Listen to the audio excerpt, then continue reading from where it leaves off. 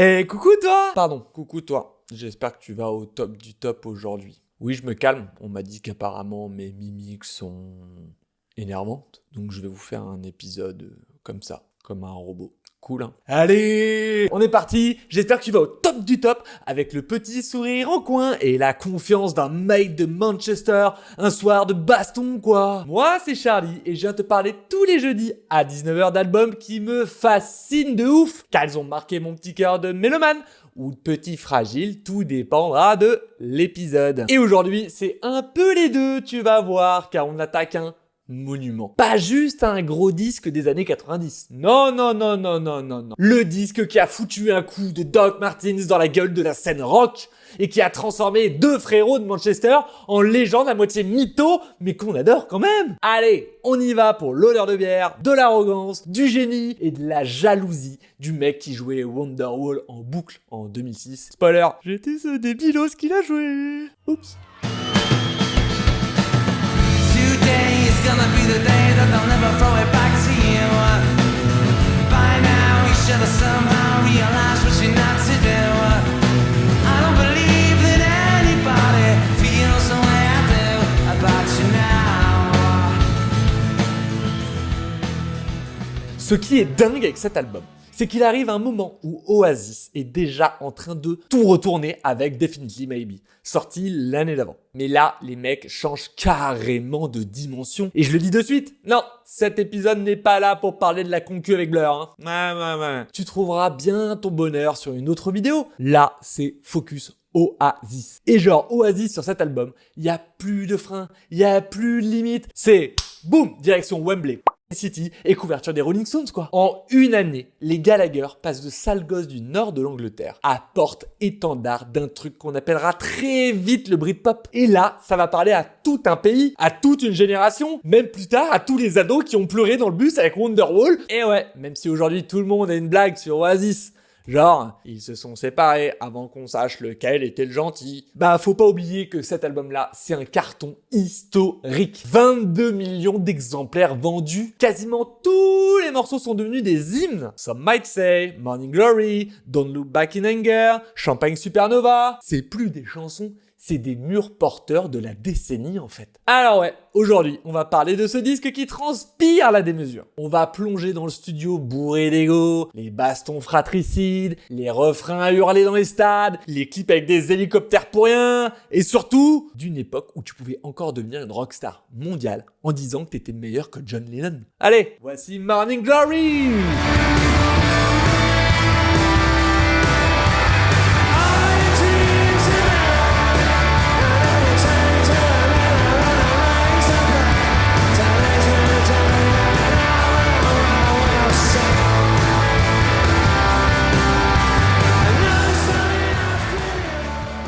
Alors Oasis, c'est clairement pas un groupe qui arrive dans le game sur la pointe des pieds. Non, c'est un bulldozer de certitude, une tornade de sourcils froncés, de clopes mal écrasées et d'arrogance assumée.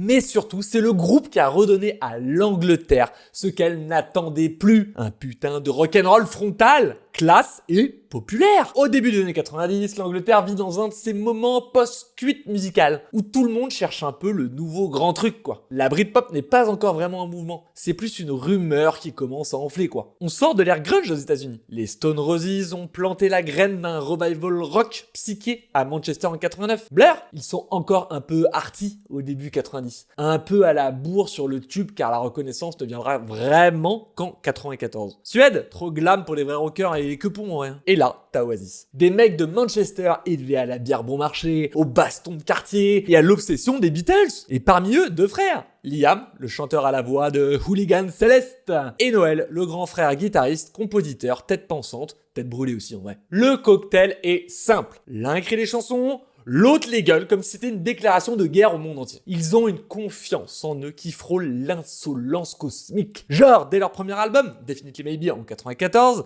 ils débarquent avec des tubes, des guitares sales et des punchlines à faire rougir n'importe quel joueur de première ligue. Résultat, ils deviennent en quelques mois les nouveaux chouchous du rock britannique. Tout le monde parle d'eux. Leurs concerts sont des mini-émeutes. Liam est déjà une légende vivante. même s'il chante un peu de travers. Et Noël, Noël c'est déjà le patron, hein. Sauf que voilà, ce succès fulgurant, il va pas les calmer. Au contraire, les égos gonflent, la pression monte, les frères s'engueulent tous les 3 jours, et les médias flairent déjà le scandale. Mais au lieu de juste se péter la gueule, ils rentrent en studio au Rockfield au Pays de Galles pour écrire ce qui deviendra l'un des albums les plus vendus de tous les temps au Royaume-Uni. Rien que ça. What's the Story, Morning Glory, c'est pas juste une suite à leur premier disque. C'est un statement, un album de stade. Là où Definitive Maybe était encore un peu brut, un peu crado, celui-ci est fait pour résonner dans les tribunes de Wembley. Plus mélodique, plus pop, plus accrocheur, mais toujours avec ce grain mancunien qui fait qu'on croit à chaque mot. Noël écrit comme un sniper romantique. Liam gueule comme s'il parlait à Dieu en personne. Et puis franchement,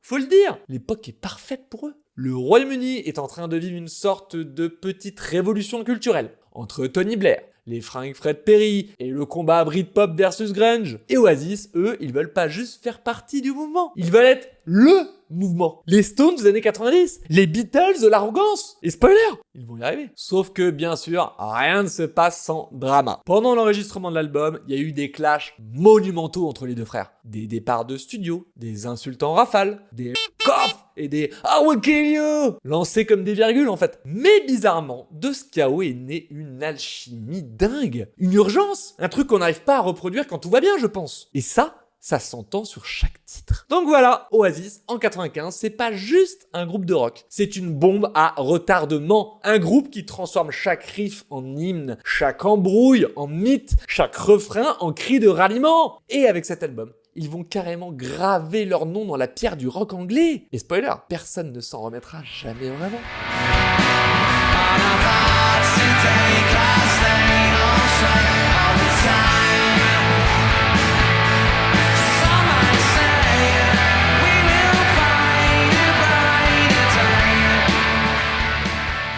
L'enregistrement de cet album, c'est pas un long fleuve tranquille. C'est une tempête dans une bouteille, une embrouille permanente, une clope mal écrasée sur une console 32 pistes, quoi. Et c'est aussi bizarrement l'album de la maturité pour Oasis. Même si les mecs étaient encore à des années-lumière de ce mot dans leur vraie vie, quoi. Tout commence en mai 95, au Rockfield Studio au Pays de Galles. Ouais, la campagne.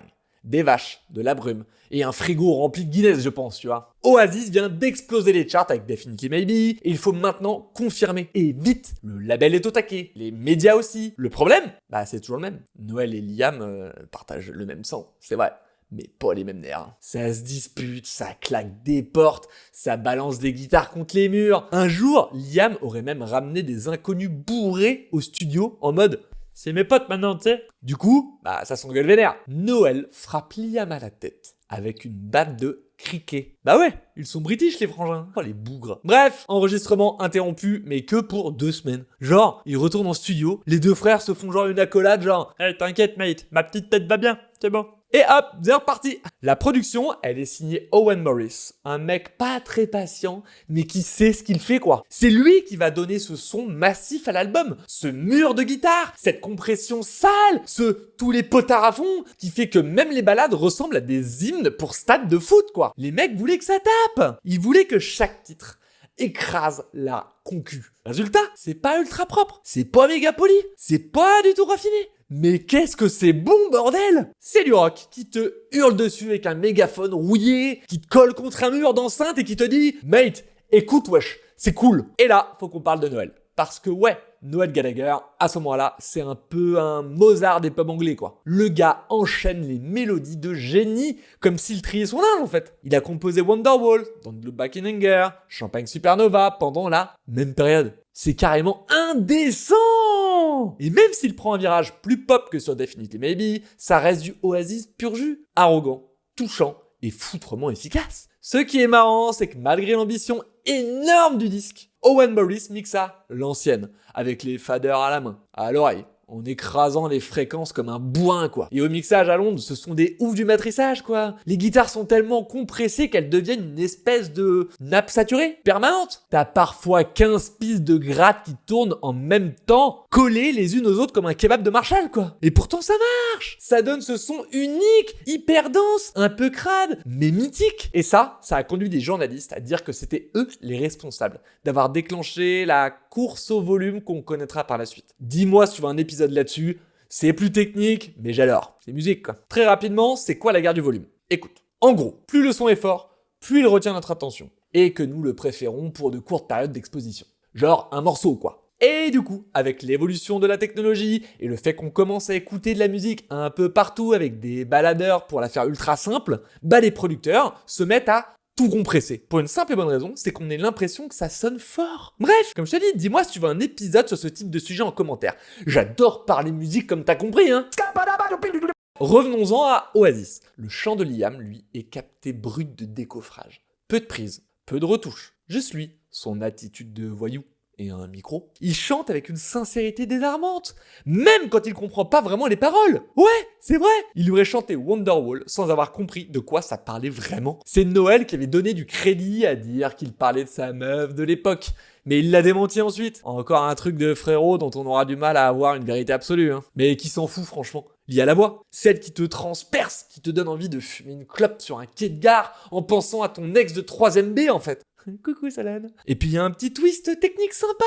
Le piano. Sur Don't Look Back in Anger ou Champagne Supernova, on entend des arrangements plus ouverts, plus mélodiques, presque soft rock à l'ancienne quoi. C'est la patte Beatles de Noël. Assumé à mort. D'ailleurs, l'intro de Don't Look Back, elle est carrément pompée, et il l'admet lui-même. Si tu vas voler, vole au meilleur. Fair play. En résumé, la production de cet album, c'est le chaos transformé en or massif. Un bordel de câbles, de bières, de frères qui s'insultent et de refrains immortels. C'est pas clinique, pas technique, pas parfait. Mais c'est un disque qui vibre, qui crie, qui pleure, qui te colle à la peau pendant 30 ans en fait. Bon, tu le sais maintenant, cette partie s'appelle 3 titres, mais j'y arrive jamais. Et je vais pas te mentir, aujourd'hui, c'est encore une fois pareil. Mais il y a tellement de tubes aussi. Bref, on y va pour les tubes et je te fais mon petit préf à la fin. Abonne-toi pour ça, wesh. Ou je vais te mettre un coup de batte de cricket moi aussi, hein.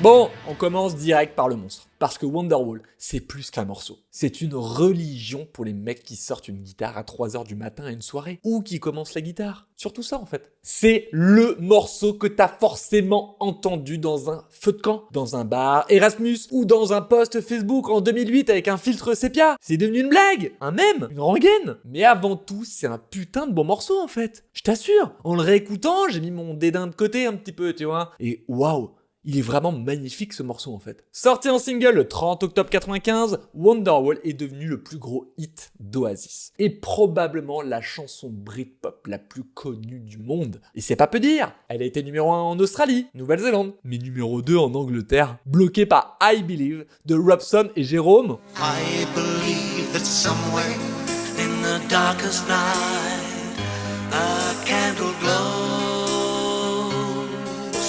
On s'en remet toujours pas. Et elle a tout simplement conquis la planète. Mais ce qui est marrant, c'est que Noel Gallagher n'aimait pas trop que ce soit ce morceau qui cartonne autant. Il pensait que Some Might Say ou Don't Look Back in Anger étaient plus représentatifs du son d'Oasis. Et il avait un peu peur qu'on résume Oasis à Wonderwall. Trop doux. Trop pop, trop acoustique pour Minette, selon lui. Spoiler, c'est ce qui s'est passé. Et d'ailleurs, parlons de la voix. Parce que non, c'est pas Noël qui chante, c'est Liam, oui, ok. Mais honnêtement, c'est l'un de ses plus beaux moments. Il y a une fragilité, une nonchalance, une espèce de sincérité bizarre dans sa voix qui fait que ça marche, je trouve. Il traîne chaque mot, comme un mec qui n'assume pas trop ses sentiments, mais qui est en train de les balancer quand même. Et c'est exactement ce qu'il fallait. Niveau texte, Wonderwall est assez flou. Noel a longtemps dit que c'était une chanson d'amour, qu'il avait écrite pour sa copine de l'époque, Meg Matthew. Puis, après leur séparation, il a retourné sa veste, en mode « Non, en fait... ça parle de personne en particulier, hein, c'est juste un concept. Classic move Gallagher. Bref, le mot Wonderwall vient d'un album solo de George Harrison d'ailleurs, Wonderwall Music. Donc encore une référence aux Beatles, parce que Noël mange, respire et pisse Beatles en fait. Musicalement, c'est super simple. 4 accords en boucle, avec une petite variation. Un petit groove discret à la batterie. Et un violoncelle discret mais poignant. Et surtout cette ambiance ultra mélancolique. Le genre de chanson qui qui parle d'espoir sans être joyeuse. Tu sais pas si tu dois chialer ou sourire, alors tu fais les deux, guitare à la main. Puis il y a ce fameux « Because maybe you're gonna be the one that saves me ». C'est du Gallagher pur jus. C'est ça le talent au fond. Faire croire à de la poésie quand t'es juste un mec bourré avec un bon sens du slogan. Bref, Wonderwall, c'est pas juste une chanson. C'est un phénomène. Et même si elle a été vidée de son sens afin d'être reprise partout, elle reste un moment suspendu dans l'album. Et dans la vie de pas mal de gens, dont je fais partie. Faut l'assumer, hein. Parce qu'au fond, on a tous été le Wonderwall de quelqu'un, ou on a espéré l'être. Et même si ça pique, bah ça reste beau, putain. Stand up beside the fireplace. Take that look from off your face. You ain't never gonna burn my heart.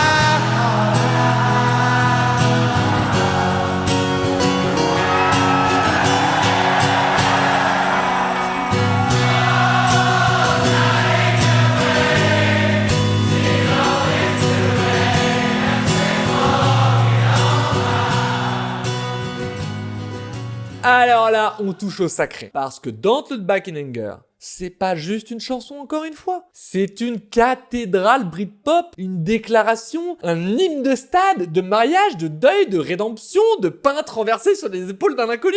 C'est la chanson qu'on hurle à plein poumon avec des potes ou qu'on pleure en solo au fond de son pieu, mais dans les deux cas à 4h du mat. Et c'est Noel Gallagher qui chante cette fois-ci. Parce qu'il la voulait pour lui. Et franchement, c'est la meilleure décision qu'il ait jamais prise, je pense. Sa voix n'est pas parfaite, du tout, mais elle est touchante, pleine de douceur et d'amertume, moins rocailleuse en fait. Un truc qu'on n'entend pas souvent dans le monde bourrin et arrogant d'Oasis. Dès l'intro, c'est clair. And so Sally can wait. Non, avant ça même, avec le piano, ce piano calqué quasi identique note pour note sur l'intro de Imagine de John Lennon. Regarde, écoute.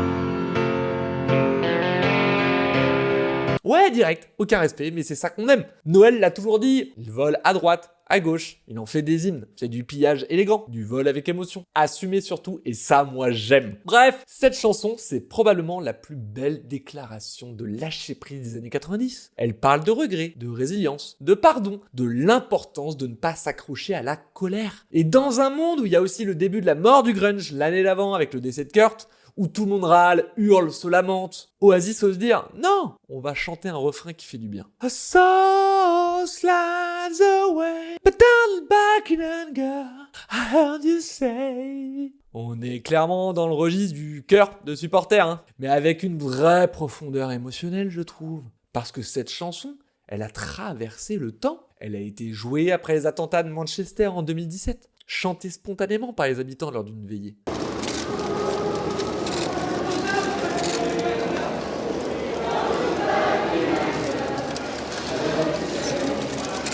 C'est devenu un hymne populaire, une manière de se tenir les coudes quand tout part en vrille. C'est le genre de morceau qui dépasse son créateur. Et franchement, le solo de guitare, on en parle. Noël sort un solo tout simple, ultra mélodique, mais d'une efficacité redoutable. Il n'a pas besoin d'en faire trop. Il laisse parler la chanson. Et tout l'arrangement est au service du refrain, du cri du cœur. C'est ça l'intelligence de la prod, je trouve. Et petit fun fact, Liam ne voulait pas que Noël la chante. Il voulait la faire lui-même. Mais après avoir entendu la démo, il a dit un truc du genre « C'est bien, vas-y, garde-la pour toi, bro. » Et heureusement, parce qu'on n'aurait jamais eu cette version aussi douce amère, aussi sincère. Au fond, ce morceau, c'est le versant limite lumineux d'Oasis. Là où Wonderwall pleure un amour impossible, Don't Look Back te prend par les épaules et te dit « Allez, viens. » On avance. Et puis un frère qui acquiesce le choix de l'autre. Pour ce groupe, c'est quand même beau, non? Et tu les suis. Parce que t'as pas le choix. Parce que cette chanson t'attrape, te relève et t'emmène voir le soleil se lever, en fait.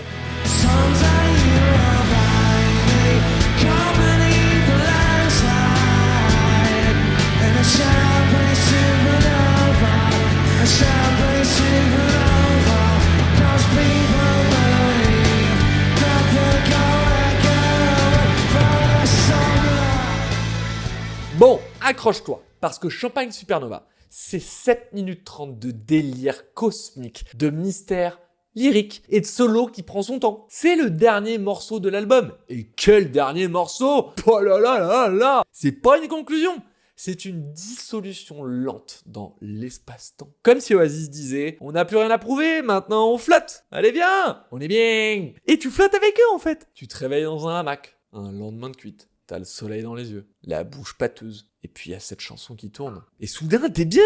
T'es très bien! On est bien! Déjà, le titre, Champagne Supernova. Tu sais pas trop ce que ça veut dire. Et c'est normal, personne sait. Noël lui-même a dit, ce que j'ai écrit, ça signifie différentes choses en accord avec plusieurs humeurs. C'est un peu une épopée en fait. L'intro est éthérée, avec une reverb qui te laisse le temps de t'allonger. Tu sais direct que ça va être long, lent, mais t'as envie de rester. C'est un trip quoi, un rêve flou. Et là, Liam commence. So many special people change. Boum! On dirait le début d'un poème. Mais est-ce que ça veut dire quelque chose? Peut-être. Peut-être pas. Mais on s'en fout! C'est l'ambiance qui compte. C'est le flou total entre le génie et le non-sens. Et c'est pour ça que ça marche. La chanson avance comme un fleuve tranquille, mais elle monte. Tout doucement. Tout doucement. Et là, à 3:40, explosion.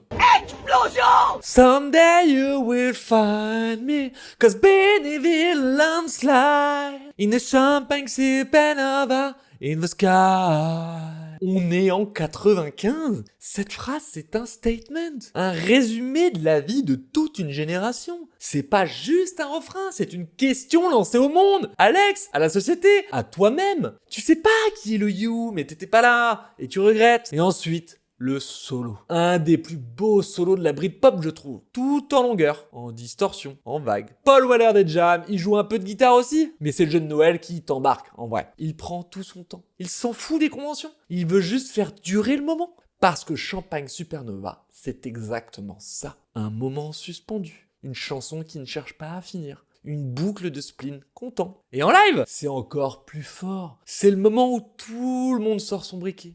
Chante faux.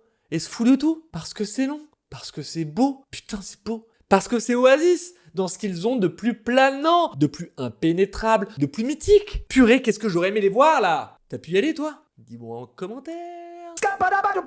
Franchement, si l'album s'était terminé sur un banger rapide, bah on serait reparti. Mais là, il nous laisse sur un nuage. Et ça, c'est bien plus fort. Ils nous disent au revoir, non pas avec un point final, mais avec des vapeurs de champagne et des étoiles dans les yeux. Finir sur Champagne Supernova, c'est comme éteindre la lumière doucement, sans claquer la porte. Tu t'étires, tu souris, et tu relances l'album. Parce que putain, ça fait du bien. But I quite fancy a mother. Yeah, I think that she likes me. She's got a cousin. In fact, she's got about a dozen. She's got one in the oven, but it's nothing to do with me. Ok, on descend du nuage cosmique pour retomber direct dans une chambre d'ado, un peu crado, à l'arrière d'un bus ou sur un banc de lycée. Et en vrai, je sais pas pourquoi, mais cette chanson me fait direct penser à Toy Story et j'arrive pas à savoir pourquoi. You're my favorite deputy. You got a friend in me.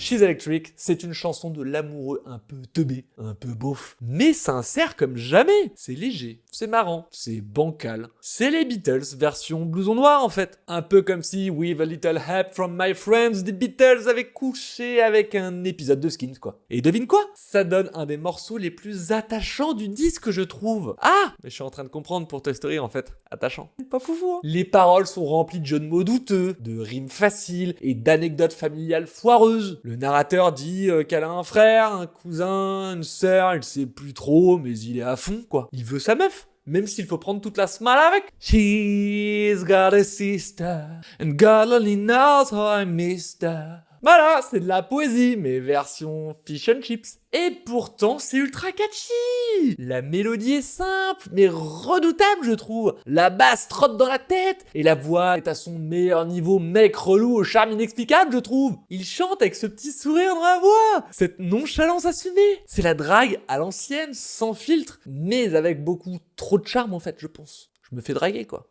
Et en live, c'est un des morceaux les plus fun à chanter, parce qu'il n'y a pas de pression, parce qu'on se marre. Bordel, j'aurais trop aimé les voir. C'est un moment de respiration, dans un set souvent grandiloquent. Là, on revient sur Terre. On tape des mains, on chante comme des cons. Et c'est ça aussi Oasis. She's Electric, c'est le morceau feel good de l'album. Un délire de potes en studio qui finit par devenir un hymne alternatif. Ça change de Wonderwall, mais ça fait du bien. Alors, on en pense quoi de ma petite Selecta? Toi, dis-moi en commentaire quel morceau t'aurais aimé que je te fasse. Allez. Et je parle par qui?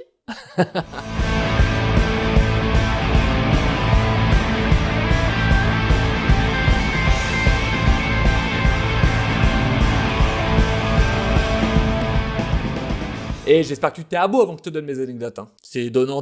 Hein.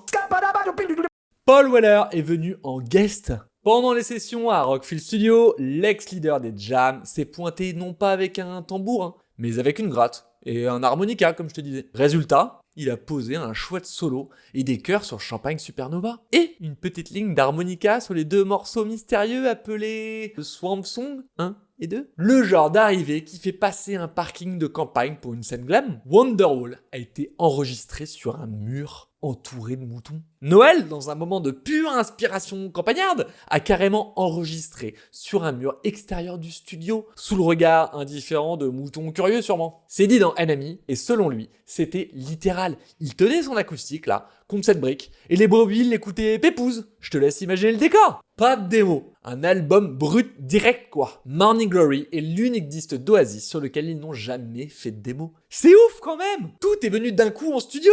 Après, en vrai, impossible d'avoir la même magie planifiée je pense. Toi, t'en penses quoi? Dis-moi en commentaire. Cast No Shadow, dédié à Richard Ashcroft. La chanson Cast No Shadow est un hommage véritable à Richard Ashcroft de Beavers, qui était un pote de Noël. Ce devait être un simple face B, mais elle s'est imposée en fait. Et qu'est-ce qu'elle est belle! Elle a été écrite dans le train et intitulée par le Gallagher comme « Les meilleurs mots que j'ai jamais écrits ». C'est beau, putain c'est beau. Une pochette pleine de secrets. La jaquette iconique de Morning Glory montre 2 types qui se croisent dans Berwick Street à Londres, ambiance banale. Mais pas tant que ça. Le gars à gauche, c'est un DJ du coin. Le gars à droite, un vendeur de disques. Et tout au fond là, dans le flou, en train de tenir fièrement la bande master de l'album, c'est Owen Morris, le producteur. Mais si, regarde! Comme si le gars avait discrètement dit « Oubliez pas que c'est aussi un peu mon bébé. Hein. » Petite masterclass dans tous les sens du terme en fait cet album. I see faces sunny, cast no shadow. You can sing my song, don't take my pride. Alors voilà, What's the Story, Morning Glory, c'est pas juste un album, c'est un putain de monument. Un monument en jean troué, mal rasé, qui pue la bière tiède et la mégalomanie de ouf. Mais un monument quand même. C'est l'album qui a fait d'Oasis des légendes vivantes. Des mecs capables de transformer des bastons de frangins en hymnes générationnels. Parce que cet album, c'est une collection de tubes plus gros que leur ego. Imagine des morceaux qu'on connaît par cœur même quand on fait genre qu'on n'aime pas. Wonderwall. Des refrains qui ont tourné dans les stades, dans nos salons, dans nos bagnoles, dans nos petites soirées mal foutues où quelqu'un a forcément fini par hurler « Because maybe » en louchant sur son gobelet en plastique là. On a tous un souvenir accroché à Blue Back in Anger, à Champagne Supernova. C'est un album qui fait partie du décor, du patrimoine. Un truc qu'on écoute pour se sentir vivant, pour gueuler, pour pleurer un bon coup. Ou juste pour sentir l'Angleterre des années 90 nous gueuler dessus en mode « Hey, t'as vu ce son ou quoi ?» Écoute mate. Et même si les frangins Gallagher se sont tapés dessus plus souvent que les batteries de l'album, même si l'histoire d'Oasis a fini dans les clashs et les dramas, il y a une vérité qui reste. Morning Glory. C'est l'instant où tout a explosé. Où la Britpop a trouvé ses rois. Où la mélancolie a rencontré l'arrogance. Et putain, qu'est-ce que ça marche bien. Regarde avec leur retour. Impossible de choper une place, c'est de la folie. T'as réussi à en avoir une, toi? Bah sinon on est dans le même bateau. De la tristesse, hein. Et si oui, mais voilà, comment t'as dû kiffer? Dis-moi en commentaire. Là, t'as pas le choix. T'as le droit de monter un petit peu ta fame. T'as le droit de flexer là-dessus. Hein. C'était Charlie, aka coucoucharlie.musique. Et j'espère que t'as bien kiffé de revenir sur ce petit album avec moi. Moment youtubeur, forceur, obligatoire. Abonne-toi si c'est pas fait, lâche ton like si t'as kiffé, pense à partager la vidéo avec tes potes pour avoir de quoi causer musique à l'apéro, et rejoins-moi sur Instagram, car chaque jeudi, c'est petit quiz pour savoir de quel album je parle le soir à 19h. Il y a différentes teams, surtout pour un épisode sur les Deftones, j'avoue, mais on ne m'a pas encore demandé Blur, tu vois. Alors qu'Oasis, c'est 4cc380 qui le voulait, et franchement, en me penchant sur l'album, bah c'était obligé que je le fasse en fait. Merci 4cc. Bref, essaie de ne pas trop te chamailler avec tes frères et sœurs. Sauf si c'est pour faire des albums comme ça. Et si tu en as, car moi, j'en ai pas, fils unique, mais bon, mes parents ont vu le bordel que c'était avec un, imagine. Bref, en attendant, tout plein d'amour sur toi et à tout bientôt.